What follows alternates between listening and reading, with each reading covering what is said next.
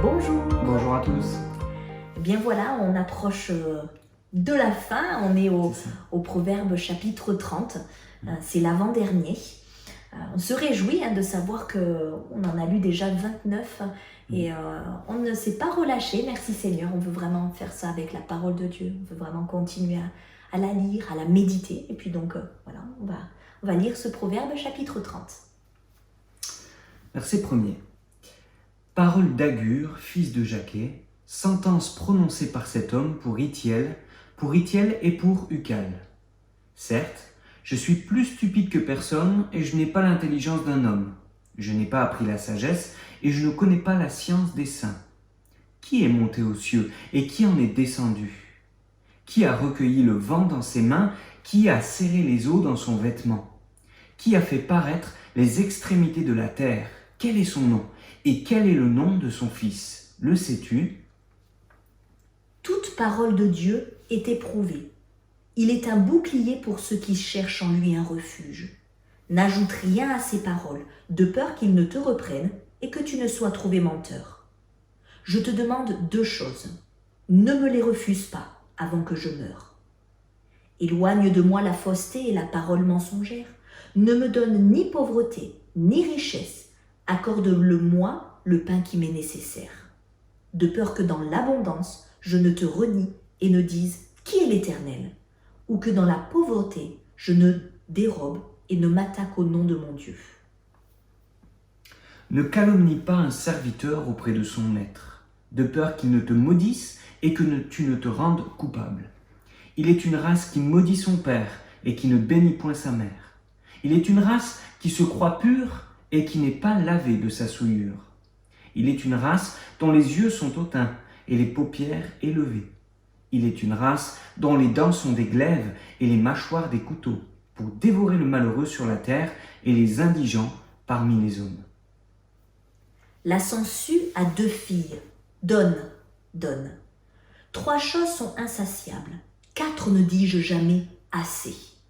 Le séjour des morts, la femme stérile, la terre qui n'est pas rassasiée d'eau, et le feu qui ne dit jamais assez.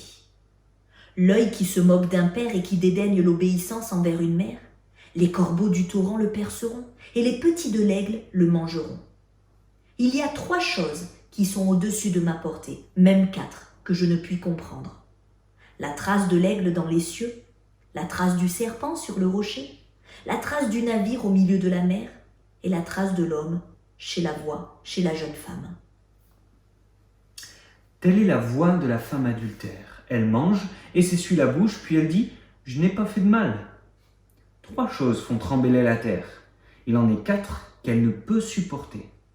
Un esclave qui vint à régner, un insensé qui est rassasié de pain, une femme dédaignée qui se marie, et une servante qui hérite de sa maîtresse. Il y a sur la terre 4 animaux petits, et cependant des plus sages. Les fourmis, peuple sans force, préparent en été leur nourriture. Les damans, peuple sans puissance, placent leur demeure dans les rochers. Les sauterelles n'ont point de roi, et elles sortent toutes par division. Le lézard saisit avec les mains et se trouve dans les palais des rois. Il y en a 3 qui ont une belle allure, et 4 qui ont une belle démarche. Le lion, le héros des animaux, ne reculant devant qui que ce soit. Le cheval tout équipé, ou le bouc, et le roi à qui personne ne résiste.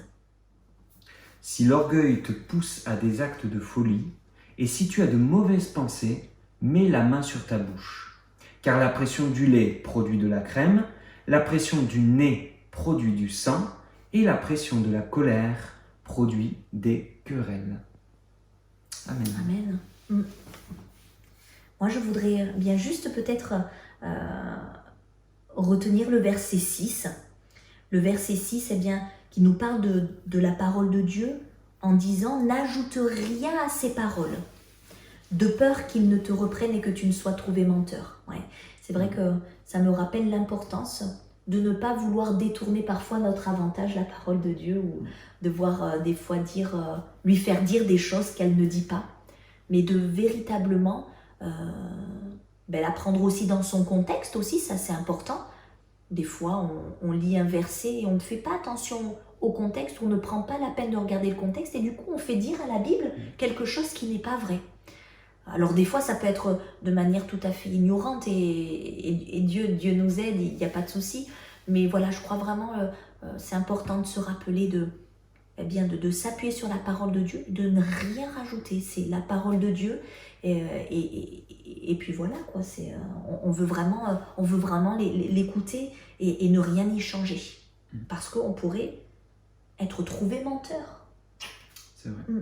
Et toi ? Ok, alors pour ma part, c'était par rapport à ce verset 4 particulièrement, qui dit « Qui est monté aux cieux et qui en est descendu ?» Ça me fait penser au Nouveau Testament, à cette parole « Qui est monté aux cieux sinon celui qui en est descendu ?»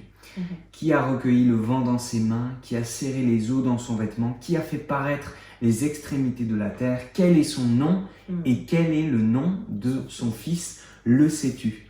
Et je vois que vraiment il y a un fil rouge tout au long de la Bible et qui nous prépare à accueillir bien la bonne nouvelle de la venue de Jésus-Christ, qui est le Messie, celui qui est venu, qui est le Fils de Dieu.